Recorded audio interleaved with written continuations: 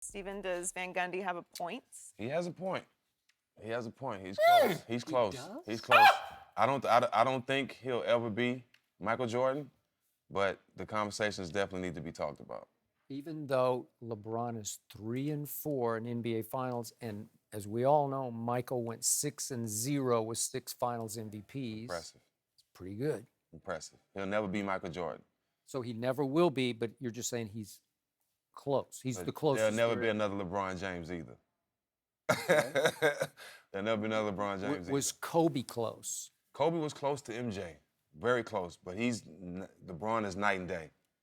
He's not even, they're two different players. You can't compare Kobe and LeBron, but you compare Kobe and Jordan. If you had to take Kobe or LeBron, who would you go? I already know who you're going to I would take Kobe.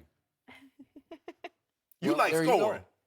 The reason why I like Kobe, relentless. He the Mamba, that killer attitude. Killer. He's gonna go out and play hard every night. He's not gonna care who he's playing against. He don't want to work out with you if you're on another team and be your friend in the summertime. You know, I love the fact he has that killer instinct. He's about him and his team. Kobe's different. He's a killer. Man, I can't even believe you stood up here and said that, Jack. Kobe's a killer. Man, you know what LeBron is.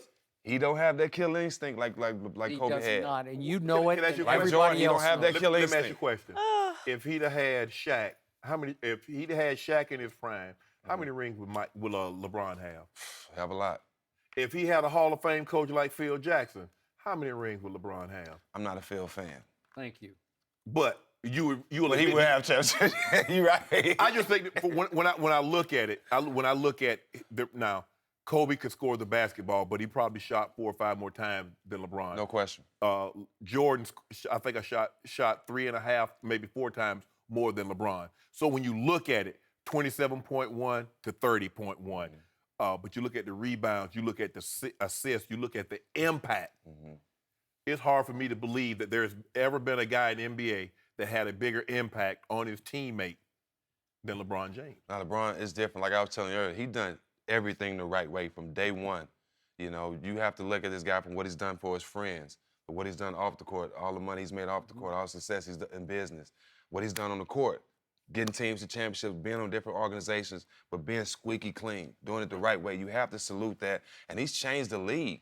You know, you see the money the league's making now. That's all credit to LeBron. So he's more than just a player right now. It's more than just a player, just on the court stuff. He's a great guy. But when you start having a conversation between Jordan and LeBron, they say 6-0. I said, well, if you're gonna go 6-1, Bill Russell was 11-1 in 13 years. So why does LeBron's body of work not matter? Only championships matter. Because at the end of the day, LeBron is going to be either 1 or 2 when it comes to all-time leading scorers. No He's going to probably be top 10 in assists. He's going to be top 20 in rebounds. And he's probably going to go to 10 and have 6 rings. So, Shannon, how do you explain the 2011 NBA Finals when LeBron gave us the worst superstar meltdown we have ever witnessed? How do you explain it? You don't We'll have explain it. Skip, you don't have to explain it. It happened. Just like when Michael Jordan got swept by the Celtics, when he never got out of the first round. Oh, see, now he a baby. Now, you see what he did there? But was it Jordan's fault that he got swept? Did he not play great in all those games? Hold on. Was it LeBron's fault? What about D. Wade? You said D. Wade was the closer. It was LeBron's team. No, it was D. Wade's team. Did you watch game 4, 5, and 6? He just shrank and he stood out on the perimeter and said, "Don't throw it to me. I don't want the basketball." He always gonna have asterisks because like you never had seen the finals where people let Jordan shoot. There's been finals where they let LeBron shoot because he wasn't confident in his jumper. That is correct. So you've never been in a situation like that with MJ. He was a threat at all times. So it's different things. LeBron, even like going to Miami, people don't respect that. You should have stayed in Cleveland. I think, yes. But you know what? Here's the argument, though, Skip.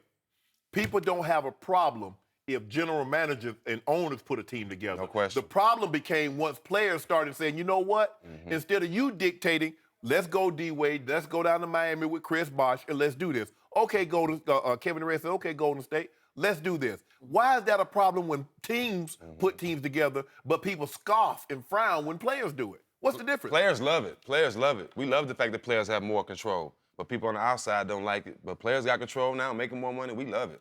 Well, even though he took his talents to South Beach to unite with Dwayne and Chris, Well, then it took Ray Allen making the greatest clutch shot I've See what ever he seen did to at Jack. save LeBron's bacon. And that, I mean, it's over, man. If Pop You wouldn't have lost. cut me, they wouldn't have got that rebound. Let me ask you a question. That's a good point. We That would've was- won Let that me ask you a finals. question. Yeah. Did Steve Kerr or John Paxson save Jordan's legacy when they hit those closing shots? He saved us Game 6 when I was with the Spurs against Dallas, hitting those threes off the bench. But you notice, but who saved Kawhi's legacy in Game 5 when he was out those last 10 minutes? Unsung heroes. So, Shannon, you throw all these numbers at me, and I throw these back at you. What? Coming into these playoffs, LeBron James was the worst three-point shooter in NBA playoff history. And Pop's strategy against LeBron has always been, just let him shoot that. Just let him have it. It's okay. And LeBron came into these playoffs as one of the worst superstar free throw shooters we've ever seen. He's a 73% free throw shooter. Michael was 84, 85%.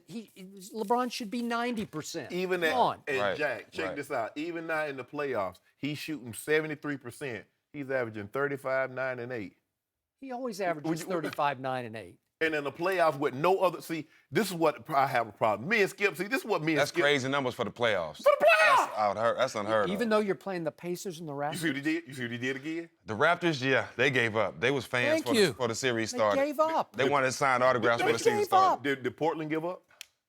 No. Portland played hard all the way through. Yeah. Golden State just that much better. They huh? just that You much see what better. you're doing? You're doing the same thing, Draymond. Nah. Hey, McCullough and Lillard, them boys play hard. What about Nurkic? Where was Nurkic? He was kind of injured. He was hurt. Oh, They didn't have a chance anyway, Shannon. You knew that. so do you believe Toronto had a chance against LeBron? Not at all. Not at all. It was a joke. Not They at got, all. they got. And they lost Kyle Lowry to boot. They don't like no. It doesn't make a difference. Skip, when you got that guy, you remember he was born on December 30th, 1984, and in the hospital, his mom held him up, Gloria James. King is born. Hey, everybody know the story. Told the doctors, this gonna be. Now It he's was, still. wait, it was, Simba. it was immaculate, right? It was just Right. right. Was he like in a manger? Yeah. Jack, he's still painting on that canvas. Yeah. The Mona Lisa wasn't finished in 3 months. The Sistine Chapel, they painted a long time. The So- screen. So you realize you're hinging your whole argument on the argument of a man in Jeff Van Gundy who got taken to the cleaners by Michael Jordan again and again in the postseason as a Knicks assistant and head coach. And you remember the famous incident in which Jeff Van Gundy called Michael Jordan a con man because he basically said, oh, he buddies up to these opposing play players golf and feed. and then he takes them out on the floor and just destroys them. Well, good for Michael. And Michael got so mad about that comment that he hung the next night 51 on Jeff Van Gundy, screaming at him the whole night, staring him down, then ran up the tunnel after him after the game was over. They won by 2 and said, take that, you little bleep.